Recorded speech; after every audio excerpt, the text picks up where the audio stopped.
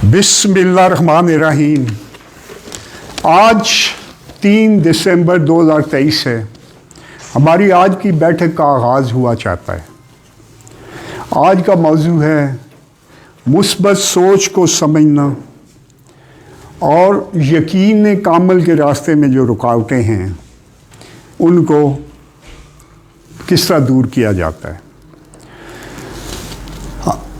होता ये है कि बुनियादी चीज़ें छोटे लेवल से शुरू की जाती हैं। मसलन आपने यकीन कामल तक पहुंचना है तो आपको पहले खुद एतमादी चाहिए।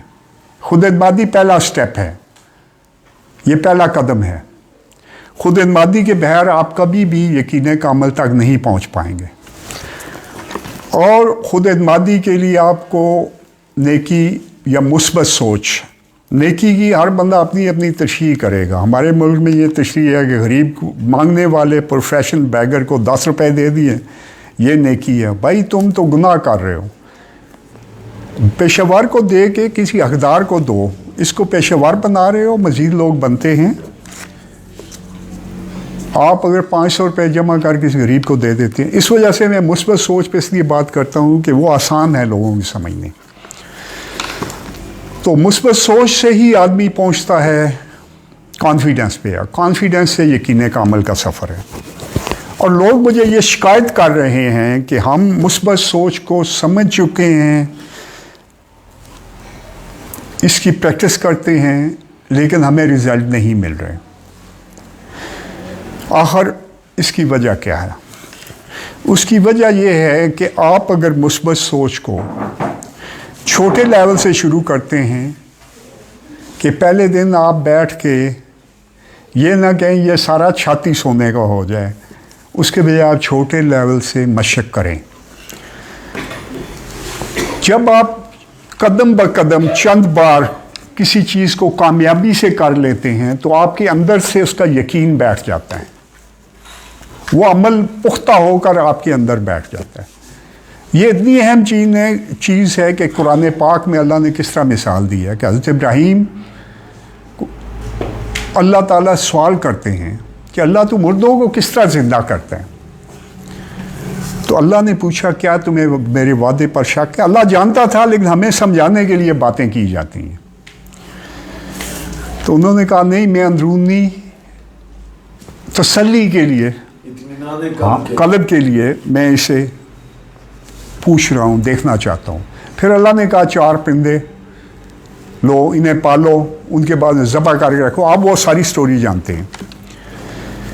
तो फिर जब ज़िंदा हुए तो उनको पता चला कि ये जो अमल है ये ठीक है और अल्लाह वाकई ज़िंदा करता है। उनके सामने ये अमल हुआ। तो हम सब भी जब तक रिज़ल्ट नहीं ले लेते हैं उस वक्त तक हमारा यकीन कामल की तरफ नहीं चलता और मुस्बत सोच हमारे अंदर नहीं बैठती। जब आपका लाशऊर ये मान लेता है, मुस्बत सोच आपके लाशऊर में बैठ जाती है, तो फिर वो काम होने शुरू हो जाते हैं। लाशऊर में चंद बार कामयाब तजर्बों के बाद बैठती है, कोई भी काम हो। इसी चीज़ को जब यूरोप वालों ने पकड़ा तो हम जिसे तवक्कुल इल्लल्लाह कहते हैं, उसे वो लॉ ऑफ अट्रैक्शन का नाम देते हैं। उनकी जो चीज़ें हैं वो मुझे बड़ी सख्ती लगी हैं, लेकिन बहरहाल हैं काम की। टू स्टार्ट विद, इसको आपने छोटे लेवल से शुरू करना है। छोटी मोटी चीज़ की प्रैक्टिस करनी है।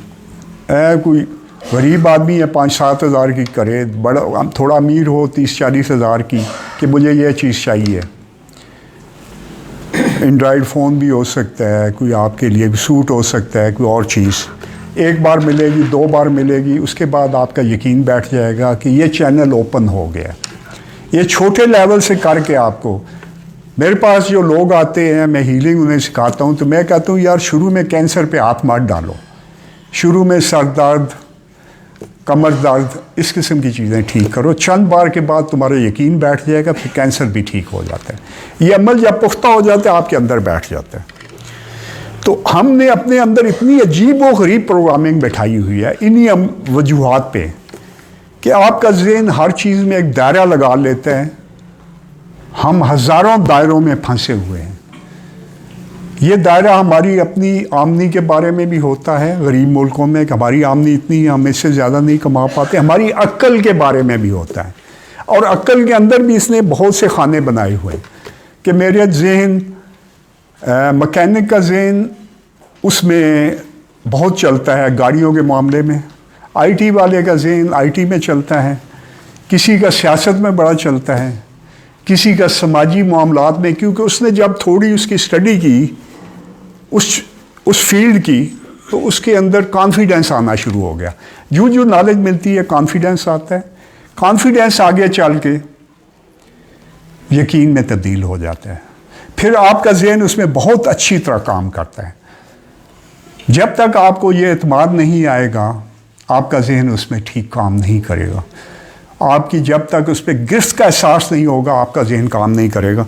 तो हमने अपने जहन के अंदर अपने नाम याद रखने का एक अलहदा प्रोग्राम बिठाया हुआ है कि मुझे इतने नाम याद होते हैं, ज़्यादा नहीं होते, मुझे रास्ते इतने याद होते हैं, ठीक है, मुझे शेर इतने, हमने इतने प्रोग्राम बिठाए हुए हैं अपने जहन में, वो बने हुए हम उन्हें रोज़ मजबूत करते रहते हैं। बच्चों के जहन में कोई प्रोग्राम नहीं होता, लेकिन जब आप तजर्बा करते हैं 1, 2, 3 बार आप दायरे लगाने शुरू करते हैं, वो दायरे ऐसा ऐसा हद, और फिर जब घूंगा शेल बना लेता है, ये शेल बन जाते हैं, वो टूटते नहीं हैं। हम उसी शेल के अंदर कंफर्ट फील करते हैं। हमने एक कंफर्ट जोन बनाया होता है बहुत से मामलों में। इसको तोड़ें, इसको समझने की कोशिश करें। ये आपने अपने अहम तरीन शोबा ज़िंदगी में अपने दायरे को बड़ा करना है। वो दायरा असल में रूहानियत है, लेकिन इसमें रुकावट है कि अगर आप रोटी से तंग हैं तो फिर आपके यकीन का दायरा कभी बड़ा नहीं होगा कि मैं ना मुर्दे ज़िंदा कर रहा हूँ, मेरे पास बच्चों की फ़ीस के पैसे भी नहीं हैं। हालांकि उस मामले में आप थोड़ा सा वर्क करें, यकीन को मजबूत करें, बड़ा जल्दी आपका वो मसला भी हल हो जाएगा। लिमिट आपकी बहुत बड़ी होनी चाहिए। अल्लाह की दुनिया में हर चीज़ मुमकिन है। कुरान पाक ने बार बार बयान किया, मसलन के हम इस कुरान को पहाड़ों पर नाज़िल करते तो अल्लाह के खौफ से ये टुकड़े टुकड़े हो जाता। तुम ही फतह याब होगे अगर तुम मोमिन हो। ये जंग के बारे में भी है, आम लाइफ के बारे में भी है, जहाँ मुकाबला होता है। फिर अल्लाह ने कहा मैं अपना नायब बना रहा हूँ। फरिश्तों को कहा जब मैं इसमें अपना अमर फूंकूँ तुम सजदा करना। इंसान का मकाम बहुत बड़ा है, लेकिन जो आप अपने जहन में वो पिक्चर बनाते हैं, जो वही आपकी पिक्चर आप कॉपी करते हैं और बनते जाते हैं। जिस तरह मौलाना रूम ने कहा शेर का बच्चा भेड़ों में बड़ा होकर भेड़ बन गया था, हम इसी तरह कुछ मामलों में भेड़ हैं, कुछ में चूहे हैं। अहम तरीन मामलों में आपने अपने आप को प्रैक्टिस से शेर बनाना है, अहम तरीन मामलों में। बाकी में आप खुद बहुत बनते चले जाएंगे, और ये हर आदमी के लिए मुमकिन है। इसमें आपने ऑटोमेटिक जो मनफी सोच है, लिमिट है, इसको बड़ा करना है। अच्छा, अब हम आते हैं जो अहम तरीन पैगाम है इस किताब का, वो है कि मुस्बत सोच से यकीन कामल का सफ़र। क्योंकि ये वो पहली बात, पहला कदम तो आपको समझ आया कि आपने मुस्बत सोच से चलते हुए कॉन्फिडेंस पे जानना है, अपने एतमाद ज़ात पे जानना है, और अपने आप को ये मनाना है कि मैं कायनात की हर एक चीज़ करने के काबिल हूँ और आसानी से करने के काबिल हूँ। जब आप ये प्रोग्राम ज़हन में बिठाएंगे तो कुछ दिनों बाद आपका ये प्रोग्राम ओपन होता चला जाएगा, और हर चीज़ आप आसानी से, बड़ी आसानी से कर लिया करेंगे, और बहुत बड़े लेवल तक कर देंगे। क्योंकि मुसलमान के अंदर अल्लाह ने बहुत ज़्यादा एनर्जी रखी है, बहुत बड़ा नूर हमारे अंदर सोया हुआ है जो बातों से जागता है। यही आपके अंदर भी ट्रांसफ़र हो चुका है। जिन जिन को मैंने विद दिया है या आपको सिर्फ समझ भी आ गई है, उसके बाद आपने इसको बड़े से बड़े लेवल पे, लेकिन करना इंसानियत की बेहतरी में है, किसी का नुकसान ना करें। तो मुस्बत सोच के बाद आपने अगला जब है रूहानियत का सफ़र है, इसमें सबसे अहम कदम है अल्लाह को दिल से मानना। अल्लाह को दिल से मानना हमारे 99% बंदे इस मामले में बड़े कंफ्यूज हैं पाकिस्तान के। ये क्या करते हैं, आप बाज़ार में चले जाएं तो उनसे फल ले लें तो एक पाव गला हुआ ज़रूर डालेंगे, हालांकि वो हराम कमा रहा है। हराम हमारे नूर को ख़त्म करता है, हमारी जो ज़हनी ताकत को ख़त्म करता है, हमारी औलाद को हराम के ऊपर पालता है। उनको ये पता नहीं है, तो वो आगे क्या चलेंगे। रिज़्क़ के हलाल पे ही सिर्फ आपका यकीन हो तो आपकी औलाद भी हर गलत काम से खुद खुद बचती चली जाएगी। ये यकीन आपने हर मामले में इस्तेमाल करना है। तो जब अल्लाह को आप दिल से मानते हैं तो उसके बाद आपकी हर एक चीज़ बड़े लेवल पे होनी शुरू हो जाती है। हमारे लोग इस मामले में हर कदम पर शकूक व शुबहात में हैं। क्यों? हमें जो हमारे आलम हैं उन्होंने कोई ऐसी उल्टी सीधी पट्टियाँ पढ़ाई हैं, हर एक ने अपने फ़िरके में घसीटा है और असल पैगाम की तरफ हमें जाने नहीं दिया। दीन तो बड़ा आसान है, 10% दीन है, ईमानियात, इबादात, अकीदा दुरुस्त होना बड़ा ज़रूरी है, 90% इखलाक मामलात हैं। इसके बाद आपको दीन की बड़ी आसान सी तशरीह है, आपको इसके बाद मज़ीद तशरीह यहाँ पे ज़रूरत नहीं है। तो आपने ये मानना है कि अल्लाह की तमाम सिफ़ात इंसान के अंदर हैं। इनमें से हर एक सिफत इतनी बड़ी है, ज़ात नहीं है, ज़ात एक ही रहेगी, हम उससे एक नहीं हो सकते हैं, लेकिन हर एक सिफत इतनी बड़ी और इतनी ताकतवर है कि उसे पूरी तरह समझना मुश्किल है। आप अपनी नज़र से देख रहे हैं, मैं अपनी नज़र से, अपने लेवल से, अपने ज़ाविये से। अल्लाह की रहमत भी इसी तरह वसी है, लेकिन हर एक सिफत इतनी बड़ी है और यही सिफ़ात कायनात में बिखरी पड़ी हैं। ये वातल वजूद वाज शऊद पुरानी बहसें होंगी, भाई अल्लाह से एक नहीं हुआ जा सकता, बात ख़त्म हो। ये कुरान ने फ़ैसला कर दिया कि अल्लाह से डायरेक्ट बातचीत मुमकिन नहीं है। ये कुरान पाक के लफ्ज़ हैं, ये फरिश्ते के ज़रिए पर्दे के पीछे या दिल में बात डाल देना। तो हम जो हैं अल्लाह की एक सिफत से हो सकते हैं, वो हमारे अंदर हैं, ज़ात एक ही है, इसको समझ लें। तो आपने अल्लाह पर अपना यकीन बगैर शक व शुबे के पुख्ता करना है कि अल्लाह हर काम दुनिया में करता है, अल्लाह इस दुनिया को अपने कानूनों पर चला रहा है, अज़ली अब्दी अटल कानूनों पर। ये डॉक्टर साहब ने भी यही तशरीह की है, क्योंकि अल्लाह ने दुनिया बना के अपने कानून लगा दिए, उस पर आप चलते हैं। जिसने भी उस कानून पर अमल किया वो दुनिया का लीडर बन गया। गोरों ने इन कानूनों को पकड़ा, वो दुनिया के लीडर बन गए। हमने छोड़ा, हम आज जलील हो रहे हैं हर मामले में। तो इसके बाद आपने अल्लाह पर पुख्ता ईमान रखना है, लेकिन अल्लाह के बाद पुख्ता ईमान पर एक नई चीज़ मैं यहाँ लोगों को बताता हूँ। अल्लाह पर ईमान, अल्लाह पर फेथ के बाद ख़ुद पर फेथ ज़रूर रखें कि मैं खलीफत अल्लाह हूँ, मैं अल्लाह के तमाम जो चीज़ें हैं उन पर हाकिम हूँ। अल्लाह की बनाई कायनात की तमाम चीज़ें अल्लाह ने ये कहा है। और ये जब आप करेंगे, ख़ुद पर फेथ रखेंगे, ख़ुद पर अपनी वो तस्वीर बनानी जो मौलाना रूम ने शेर की शक्ल में, अल्लामा इकबाल ने इंसान कामल की शक्ल में जो बयान की है, जो अल्लामा इकबाल फरमा रहे हैं, हाथ है अल्लाह का बंदा मोमिन का हाथ, गालिब व कार आफरी कार कुशाओ कार सास, इसकी उमंगें कलील, इसके मकासद जलील, इसकी अदाएँ दिल फरीद, इसका सुहन दिल नवाज, नुक्ता परकार हक, नुक्ता परकार हक, मर्द खुदा का यकीन, बाकी आलम तमाम तल्स्मे वहमो मजाज। तो आप अल्लाह का इस दुनिया में हुक्म लेकर चले हुए हैं और वही हुक्म दुनिया पर नाफिज होना है। पाकिस्तान की शायद ये ड्यूटी लग चुकी है, ये तो अल्लाह ही 100% जानता है। इसके बाद जब आप ख़ुद पर यकीन रखेंगे तो आप कोई और चीज़ बन जाएंगे, आपकी आईडी कोई और होगी, ये चूहे या भेड़ की नहीं होगी, ये शेर की होगी। अपने आप से उन्हीं लफ्ज़ों में बात करें, कमज़ोर लफ्ज़ अपने ज़हन से निकाल दें। इसके बाद आपने उस तक जाने के बाद आपको यहाँ पे छोटी छोटी कुछ चीज़ें करनी होंगी, जिस हर एक अमल प्रैक्टिस की जाती है। मैं समझाने के लिए इसको छोटे लेवल पर बात करता हूँ। दम या हीलिंग एक प्रैक्टिस है। आप किसी दफ्तर में जाते हैं, कोई पढ़ते हुए चले जाए, आपका काम हो जाता है। कई लोग सिर्फ अल्लाह पढ़ के अंदर कंधे में रखते हैं, अल्लाह का नाम लेकर, तो उनके काम हो जाया करते हैं। ये अमल जब 2-3 बार चल जाता है तो उसके बाद बड़े से बड़ा भी आपका काम हो जाता है। ये अमल पकाना इसे कहते हैं। ये अमल नहीं है पकाना है, आपने दुआ को भी इसी तरह पकाना होता है। और एक एक चीज़ जो आप इस्तेमाल करते हैं, जब आपकी चंद बार हो जाती है, छोटे लेवल पर इस्तेमाल करें, ये बड़े पर भी उसी तरह चलती है। दुआ पकाना भी इसी तरह है। ये मेरी बात नहीं है, मेरे से पहले कई बेशुमार लोग बात कर चुके हैं।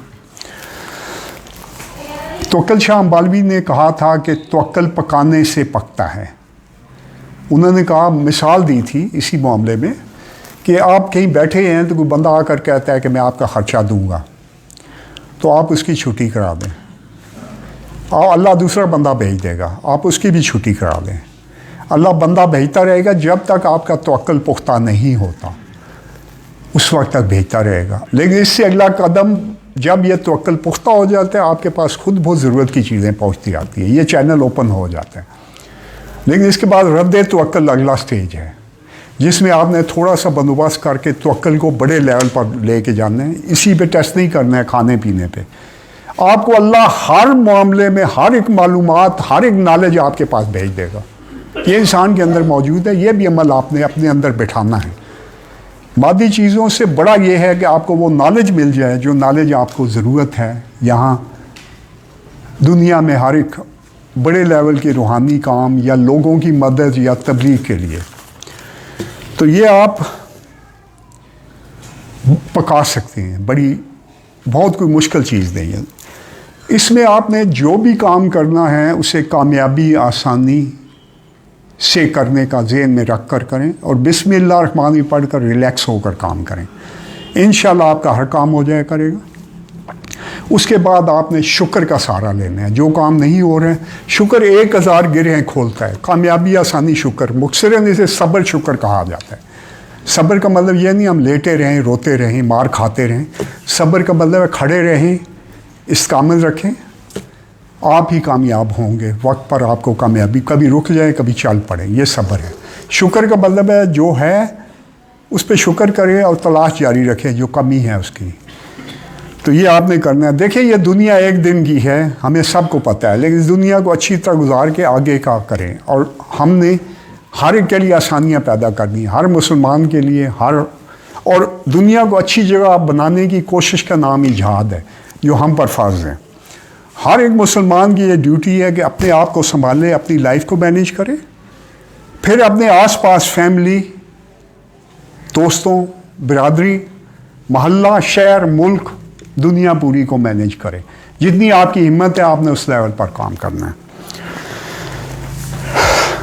ये इस सफ़र में जो आप में टीचर बनना चाहते हैं, इंशाल्लाह कई आप में से बहुत बड़े टीचर बन जाएंगे। तो इसमें आपको अंदरूनी इल्म एक होता है, एक बैरूनी इल्म और एक रूहानी फ़िलासफ़ी है। ये 3 इल्म हैं। अंदरूनी इल्म होता है जिस तरह हीलिंग हो गई या दम हो गया, कशफ हो गया, दुआ हो गई, मौसम पर असर करना, जानवरों के ज़हनों को इन्फ्लुएंस करना, इंसानों के ज़हनों को इन्फ्लुएंस करना, बहुत सी ऐसी चीज़ें अंदरूनी इल्म का हिस्सा हैं। बैरूनी इल्म क्या है? वो है शरिया का इल्म, इस्लामी शरिया का इल्म। फिर मालियाती शऊर हो गया। फिर इल्म साइकोलॉजी के इल्म कि आप किस बंदे से बात कर रहे हैं, किस लेवल पे बंदा है, उससे कितनी बात करनी है, मुख्तसर बात हो, टू द पॉइंट हो, ये आपको आना चाहिए। तीसरा जो इससे ज़्यादा ज़रूरी है वो है रूहानी फ़िलासफ़ी का इल्म, जिस पे मौलाना रूम ने इस्लाम में बड़ा काम किया, अल्लामा इकबाल ने भी इस पर काफ़ी काम किया, इमाम गज़ाली ने भी कुछ काम किया था इस पर।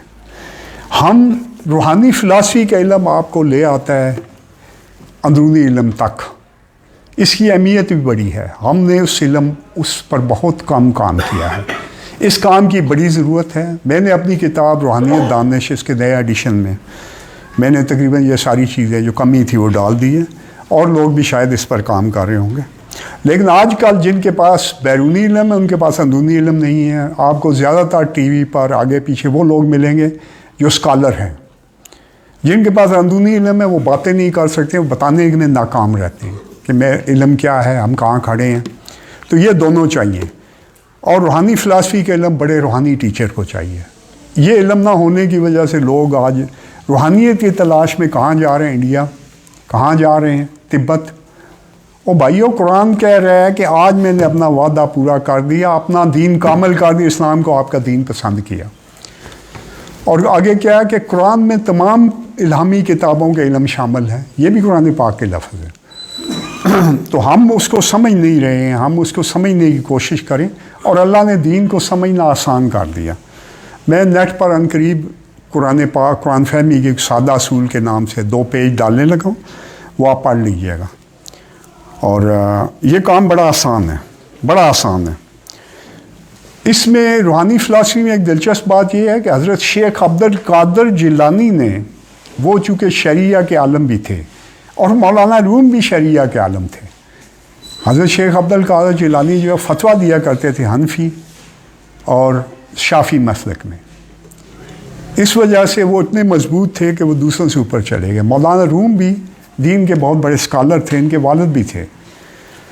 तो ये लोग जो हैं, जब अंदरून बैरूनी इल्म आपको इसमें मदद करता है, शरिया का इल्म भी मदद करता है। हज़रत शेख अब्दुल कादिर जिलानी ने अपने पैगामात में, ये जो मैं बातें कर रहा हूँ, ये तकरीबन किसी और लहजे में ये सारी बातें की हुई हैं, लेकिन उनका पैगाम हम अभी तक समझे नहीं हैं।